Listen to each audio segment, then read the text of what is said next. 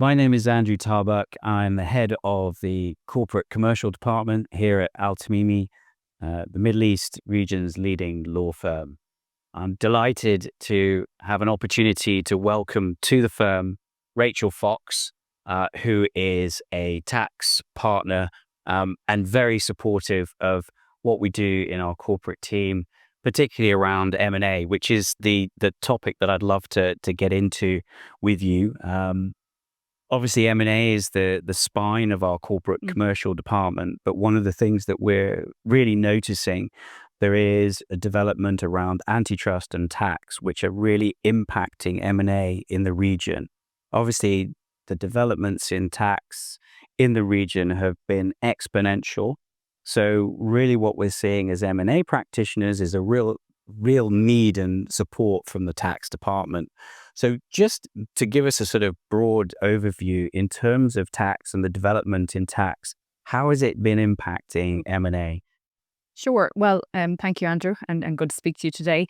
So I guess, I mean, you've seen tax has a huge impact on M&A transactions, and it tends to be one of the most contentious issues because unlike other issues that parties may be seeking cover for, like employment, etc., a target company will definitely have tax liabilities. And the question is whether those liabilities have been correctly identified and priced into the deal. And if they haven't, whether the buyer then has cover under the transaction documents or other cover, which we can turn to.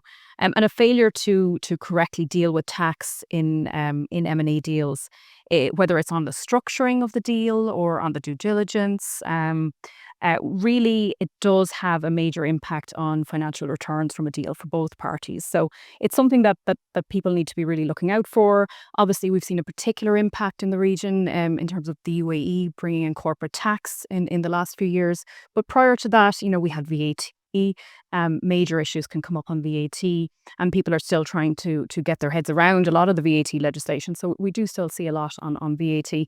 Withholding tax is a major issue that can go very wrong for companies who haven't taken proper advice. And really, there has been zakat and corporate tax across the region for some time. So we have seen tax be an issue, but it's now becoming more of a key point for parties. And that's what a lot of practitioners actually do forget. There has been tax in the region, really for a long, long time.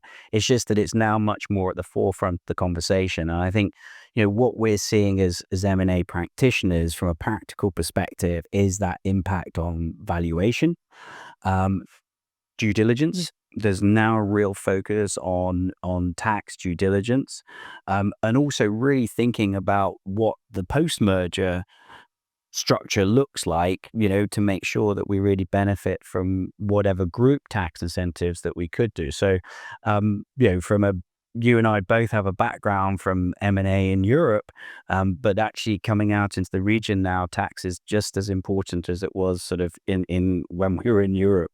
So what sort of risks are we seeing in target companies that we should be looking out for from a due diligence perspective? Well, as you'll know, it varies very much by sector, but generally the kind of issues that we tend to see when we're doing our due diligence are VAT. Obviously, we'll have companies that haven't correctly accounted for VAT on supplies. Cross-border can be a potential issue, and also not properly invoicing, not having the appropriate records for VAT, taking deductions where they shouldn't take deductions. Withholding tax being incorrectly applied is a particular issue in the region, and it crops up quite frequently, particularly when you look at Saudi companies. Foreign tax liabilities have become more and more prevalent, where companies may have employees or agents in other jurisdictions, and then they've created that taxable presence that they haven't treated correctly. And then people taking deductions where they shouldn't take deductions. And now, obviously, with UAE corporate tax, there's going to be a longer list of matters for people to look out for on due diligence and on transactions. And I think transfer pricing is one that you and I come across quite frequently because it's very new to the region. And we'll be familiar with it from working in Europe, but over here, people are still trying to get their heads around it, and that's become a key focus on due diligence. And it's interesting now, we're sort of getting into the phase with the sort of maturity of the what I call fiscal maturity, where there's actually disputes as well. right? Where you're actually going to the tax authority and either questioning a certain certification, or, there might be an inconsistency with some of the filings, et cetera, and you're actually in a dispute scenario, and then pricing that in, and trying to actually value it as well. That's another piece that from a practical perspective.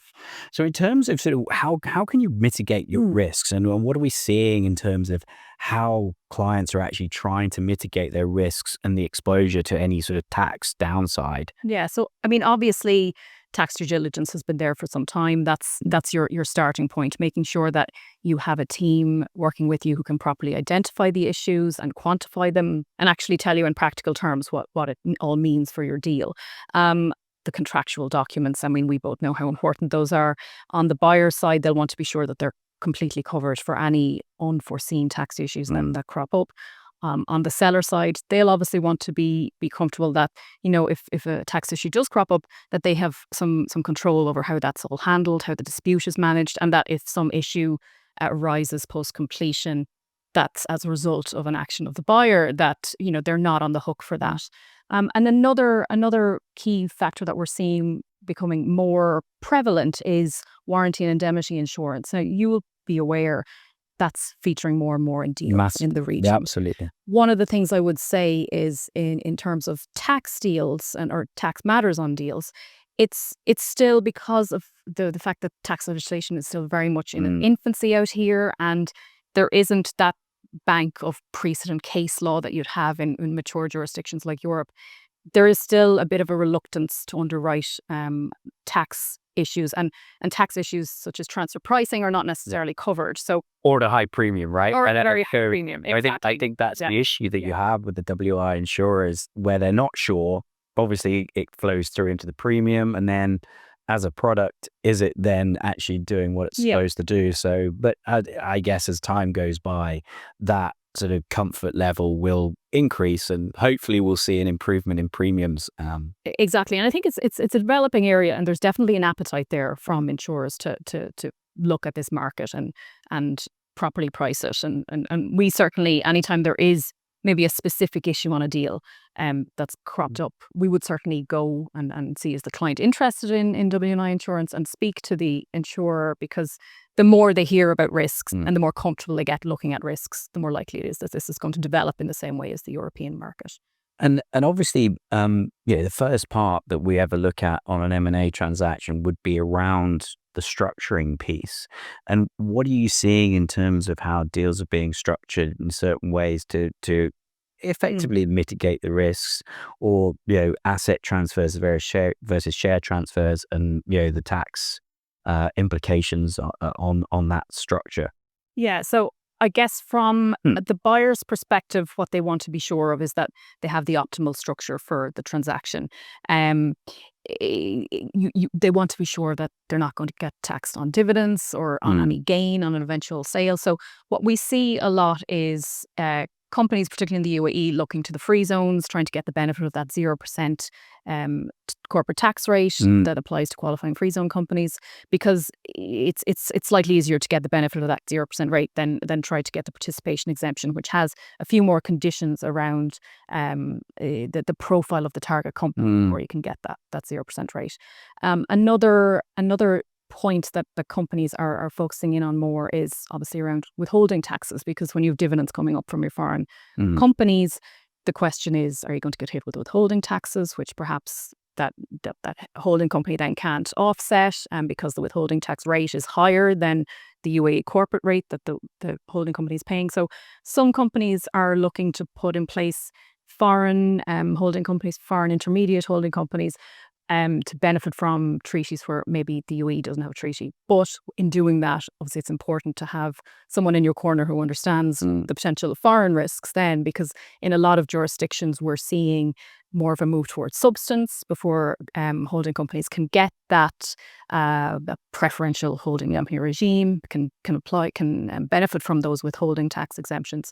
So, it requires a lot more thought now, for sure.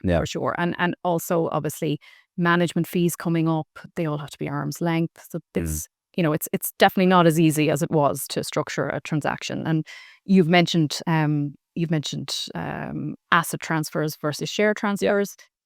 Yeah, I mean, we do see more thought now as to, what kind of liabilities are we taking over. Um, and I guess on the seller side, there's going to be a preference probably for the share transfer still, Yeah. because it tends to be more tax efficient for the seller rather than having a company that sells assets out and gets hit with tax. So I mean, you'd probably be more aware of it, but the preference is still, I think, in M&A deals for the share transfer. Yeah, and because traditionally in the structuring piece, we've looked at sort of SPVs using the free zones, and obviously one of the major benefits that we have in the UAE is there's such a proliferation of free zones, and it was all predicated on 50-year tax holidays, etc., depending on which free zone it was. But I think now it's a lot more sophisticated and a lot more things to consider. But it's what certainly on M&A transactions we've sort of done traditionally. If you're sort of say in the US or Europe, now the tax advice is really driving that structure piece, and not just the free zone or what the actual jurisdiction of incorporation. So yeah, it's fascinating. So obviously another element to our M&A transactions is the financing side. So what are you seeing in terms of the considerations, debt, equity, etc.? Yeah, exactly. So it's a key issue for parties, and buyers particularly need to be aware when they're financing using debt that there are interest relief restrictions over here in the UAE now. So in broad terms, there is a restriction on the level of interest that a buyer can take a deduction for, as broadly the higher of 12 million dirham or 30% of EBITDA. On top of that, there are then specific interest limitation rules which may deny a deduction for any interest where there's related party borrowing in certain cases, and where there's tax avoidance as a main motive for that interest. And then obviously, we've mentioned transfer pricing. Any interest payments would need to be arm's length. We can't just strip profits and out by way of a big interest charge over here anymore. And then obviously the party that's actually lending needs to be aware that interest income is taxable unless you're getting a 0% rate in a free zone company, for example, a treasury company or a company that's benefiting from the 0% rate for holding securities for investment purposes. And another issue, I think, again, back to transfer pricing, where you have parent companies issuing guarantees.